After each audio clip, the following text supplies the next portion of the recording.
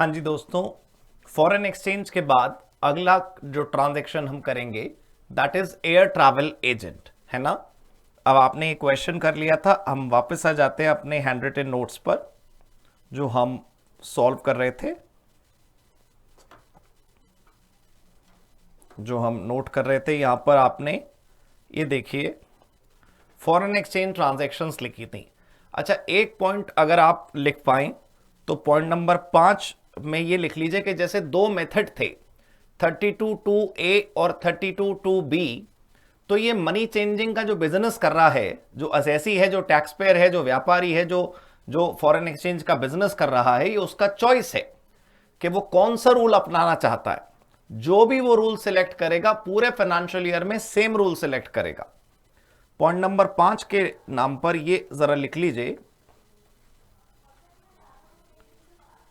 Money changers can select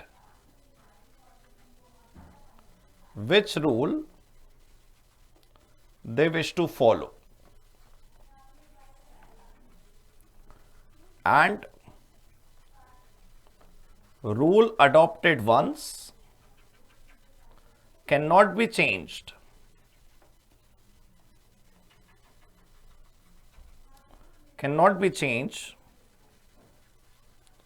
throughout the financial year। मतलब एक financial year में एक ही रूल रह सकता है। अगर आपको 32(2)A से 2B में शिफ्ट होना हो या 2B से 2A में शिफ्ट होना हो, then you have to wait for the new financial year, then only you can switch to the new rule, right, और द चेंज द रूल। अब अगली हेडिंग डालते हैं दोस्तों, एयर ट्रैवल एजेंट।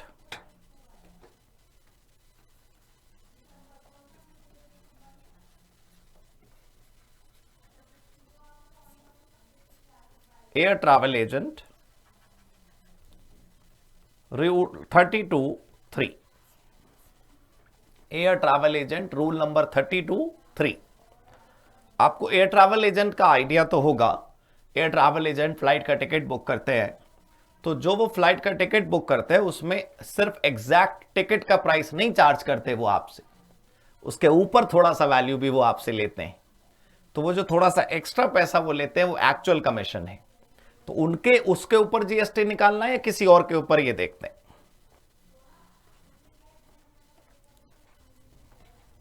आइए लिखें, लिख पा रहे हैं ना आप, देख रहे हैं। Air travel agent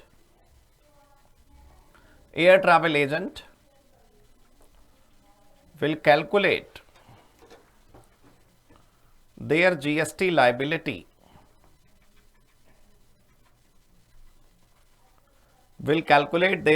liability on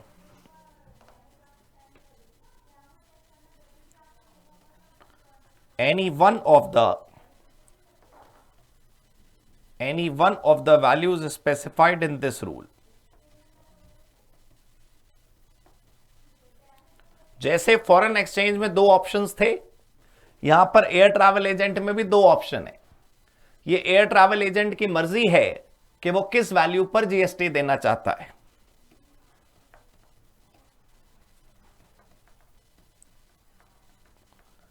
air travel agent is free to decide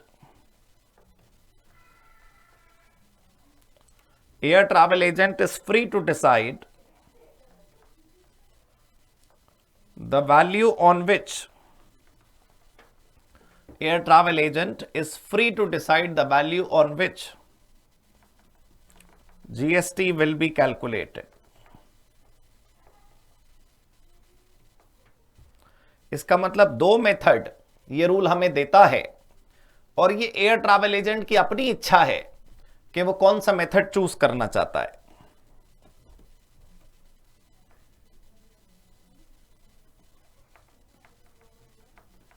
The two methods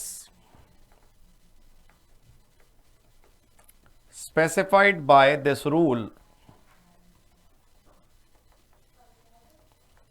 are as follows।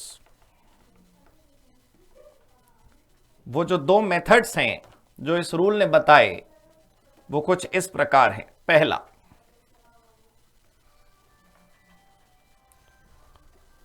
actual commission earned shell be value of supply. एक रास्ता तो ये है, बड़ा सिंपल सा है भाई, जितने रुपए का भी कमीशन इस एजेंट ने पूरे साल भर में कमाया, पूरे महीने भर में कमाया, उस पर जीएसटी दे दे। दूसरा रास्ता क्या है? दूसरा 5% of basic fair in case of domestic travel and 10% of basic fare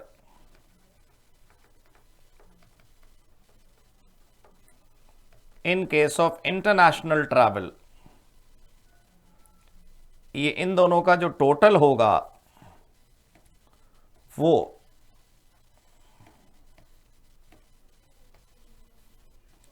shell be value of supply. और ये सिलेक्ट कौन करेगा? टू बी सिलेक्टेड बाय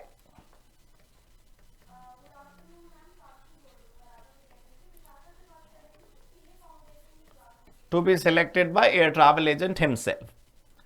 अब आप जरा आराम से एक मिनट समझिए, एयर ट्रैवल एजेंट के पास जो दो चॉइसेस हैं वो क्या हैं? पहला कि जितने भी रुपए का कमीशन उसने पूरे टैक्स पीरियड में कमाया, पूरे महीने में कमाया, बस उसके ऊपर जीएसटी चार्ज कर ले वो कस्टमर से। दूसरा तरीका यह है कि जितने भी डोमेस्टिक टिकट बुक हुए उसके टिकट का 5% वैल्यू प्लस जितने भी इंटरनेशनल टिकट बुक हुए उसकी वैल्यू का 10%, ये सब जोड़ दो, 5% और 10% दोनों, वो जो वैल्यू आई उस पर जीएसटी लगा दो। अब ये दोनों मेथड में से कौन सा मेथड अप्लाई करना है, ये किसके ऊपर है बताइए? ये एयर ट्रैवल एजेंट के खुद के ऊपर है। अब एयर ट्रैवल एजेंट इन दोनों में से कौन सा चूज करता है वो खुद डिसाइड कर लेगा, वो ठीक है, लेकिन क्या वो स्विच कर सकता है? आपको याद होगा अभी फॉरेन एक्सचेंज में आपने इसी वीडियो में सीखा है कि अगर एक बार मेथड चूज कर लिया तो पूरे साल भर आप बदल नहीं सकते, थ्रू आउट द ईयर वही रखना पड़ेगा आपको। लेकिन यहां ऐसा नहीं है, method can be change during the year. एक ट्रांजैक्शन ऐसे और एक ट्रांजैक्शन वैसे करके आप देख सकते हैं। एयर ट्रैवल एजेंट हर ट्रांजैक्शन को दोनों से कैलकुलेट करके देख ले, जिसमें जीएसटी की लायबिलिटी कम आए वो वाला अपना ले। आइए देखें point number 4,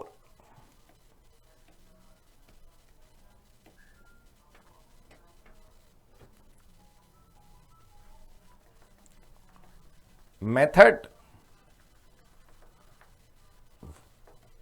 once adopted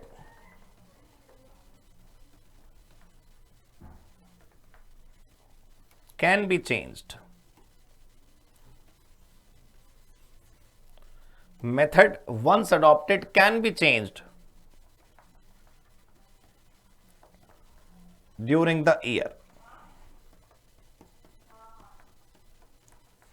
It is up to the agent